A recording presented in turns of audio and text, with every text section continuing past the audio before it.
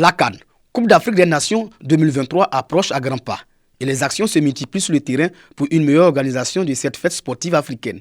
C'est dans cette perspective que le ministre des Transports, accompagné d'une délégation, visite les installations aéroportuaires de Bouaké. Ici, Amadou Kouné a eu un entretien avec le directeur général de la Sodexam, Jean-Louis Moulou, pour faire le point de l'état d'avancement des travaux sur le site de l'aéroport de Bouaké, des conditions de sécurisation et d'accueil des délégations. Après l'aéroport, qu'a permis sur la préfecture de région pour une séance de travail sur le plan de circulation et de sécurisation durant la compétition. Ici à Bouaké, on a pu doter l'aéroport d'instruments de navigation qui permettent à l'aéroport de recevoir quasiment en tout temps des avions. On a des travaux de confort, notamment rafraîchissement au niveau de l'aéroport, nettoyage de l'aéroport, vérification du balisage lumineux et qui marche. Nous avons été rassurés par la direction de la société de développement de ce que tout est mis en œuvre pour que l'aéroport de Bouaké soit prêt pendant les jours de match, mais pendant tout le séjour de tout ce monde-là qui va venir à Bouaké. Donc on va avoir une population qui va augmenter, beaucoup plus d'usagers de la route. Donc il était important que nous puissions identifier les dispositions à prendre pour que on n'ait pas de difficultés en termes de sécurité routière dans la ville, mais également d'accès à la ville. Au terme des échanges, Amadou Kouné et sa délégation se sont rendus sur les différentes voies de contournement. Satisfaction pour le ministre des Transports. On a regardé sur le terrain l'état d'avancement des travaux. Les entreprises sont au travail. Nous sommes confiants que les choses se passeront bien. Sur ces détails-là, nous sommes en train de travailler le président du comité local d'organisation sur les aspects transport effectivement, et aussi à la tâche. Je suis rassuré. Je pense qu'on aura une très belle CAN.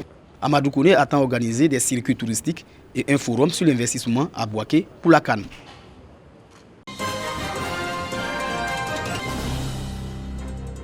Il constitue la 8e promotion du Centre de recherche et de formation professionnelle à la médiation, l'arbitrage et la négociation. Au nombre de 16, ils ont reçu leur diplôme après une année de formation. C'est un sentiment de satisfaction. C'était une formation, on peut dire double, parce qu'on a suivi un programme qui pouvait tenir sur 3 ans.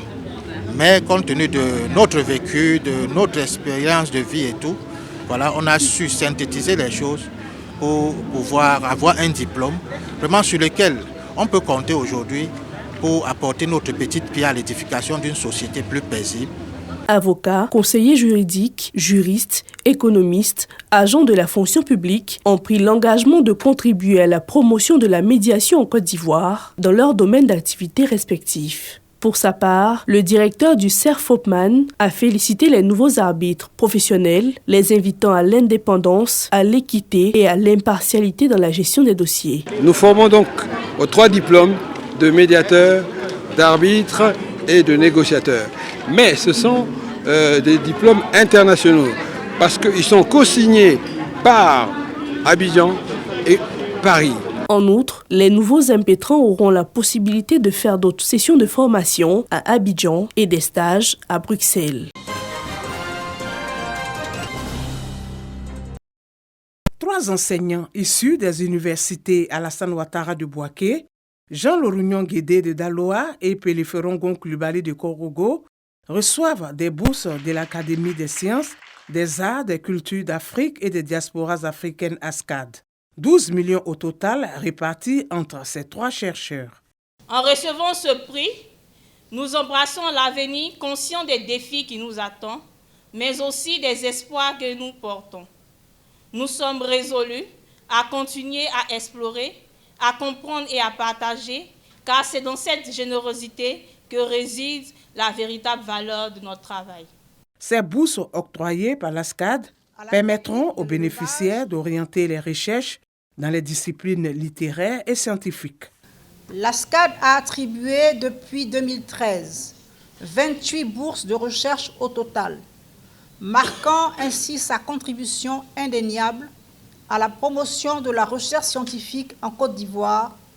Une bourse de recherche représente en effet un propulseur vers des sommets. Aussi, Les heureux bénéficiaires devront-ils servir de modèle sur la voie de la connaissance, de la production, de ressources humaines de qualité dont la Côte d'Ivoire, notre pays, a besoin. Pour cette année 2023, 12 dossiers de recherche ont été soumis à la commission des bourses de l'ASCAD, dont 3 retenus.